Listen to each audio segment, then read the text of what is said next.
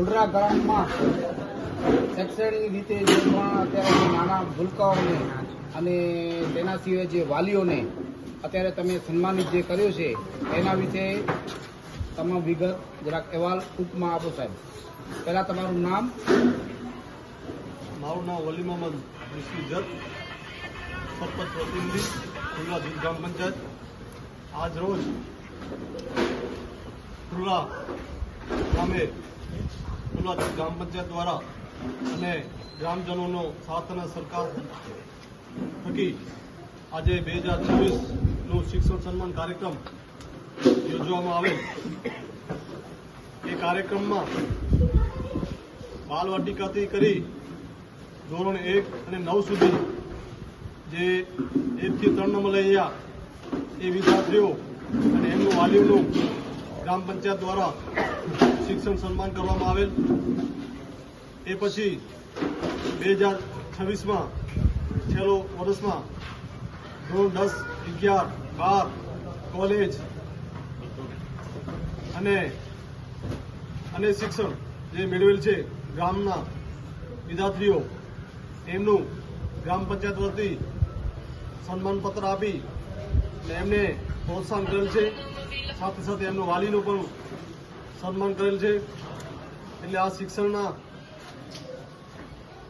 અત્યારે તમે આ જે અત્યારે સન્માન જે પ્રોગ્રામ કર્યો છે એની સિવાય જે વાલીઓ છે દાખલા તરીકે અત્યારે 8, 9 ભણેલા 1 થી 3 સુધી તમે બધાને 1 નંબરથી 3 નંબર સુધી બધા જે નંબર ઉપર પાસ થયા એમને બરાબર વ્યવસ્થિત રીતે સન્માન કર્યો, વાલીઓને પણ સન્માન કર્યો. એના સિવાય તમારી પાસે એક નાનકડું ગામ છે અને નાનકડી ગામની અંદર BEd, BCom, LLB જેવા તમામ જે આ નાનકડા ગામમાંથી બાળકો અત્યારે તમારી સમક્ષ અત્યારે દિનેશભાઈ ઉભ્યા છે, આપણા ગામના ફુલરા ગામના છે.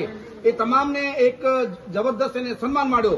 એના વિશે અને તમામ જે વાલીઓ છે, હજુ આપણી આજુબાજુની અંદર વિસ્તારની અંદર કંપનીઓ ઘણી બધી આવી રહી છે, જેમ દિનેશભાઈ વાત કરી તેમ, તો વાલીઓને તમે એવો કયો સંદેશ પહોંચાડવા માંગો છો જે બાળકો પ્રત્યે વધુમાં વધુ ધ્યાન આપે અને બાળકો ખરેખર વધુ સારામાં સારું એજ્યુકેશન પ્રાપ્ત કરે?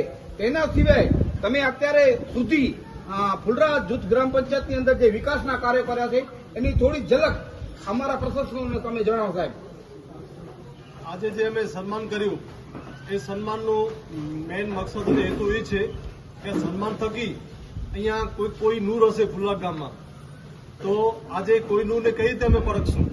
કારણ કે એ ગામના વચમાં જ્યારે તમામ ગામજનોની હાજરીમાં એમનું સન્માન થશે ત્યારે એમાંથી કોઈ નૂર નીકળશે બહાર.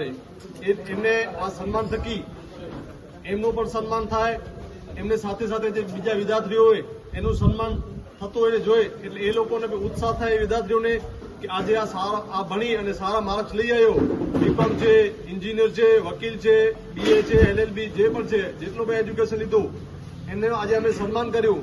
એમના એ સન્માન થકી બીજા વિદ્યાર્થીઓ એને શીખવાનું મળશે અને મેઇન શિક્ષણ મેળવવાનું હેતુ એ છે કે આજે અમારા જોડે કંપનીઓ આવે છે અને હમણાં છે કંપનીઓ આજે વ્યવસાય મતલબ ધંધો મેળવવા માટે, નોકરી મેળવવા માટે એજ્યુકેશનની ખાસ જરૂર છે.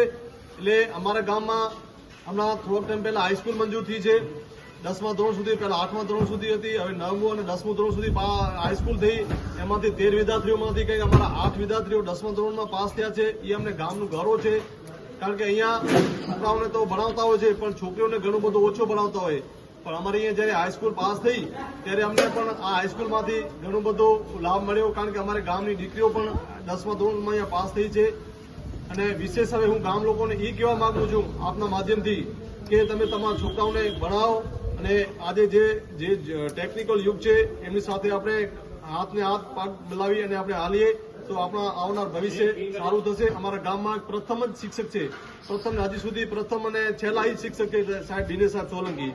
અને એનું પણ આ શિક્ષણ વિશે આજે પણ ઘણું માર્ગદર્શન મળ્યું છે ગામના વિદ્યાર્થીઓને. એટલે એમાંથી કંઈક ગામ લોકોને, ગામના વિદ્યાર્થીઓને શીખવાનું મળશે. અને આજે આ કાર્યક્રમમાં મને ગામ લોકોએ અને મારી સાથે જે ટીમ વર્ક હતી એ મને બહુ સાથ સહકાર આપ્યો છે. આજનો આ કાર્યક્રમ બહુ સફળતા પાર પૂરો થયો છે.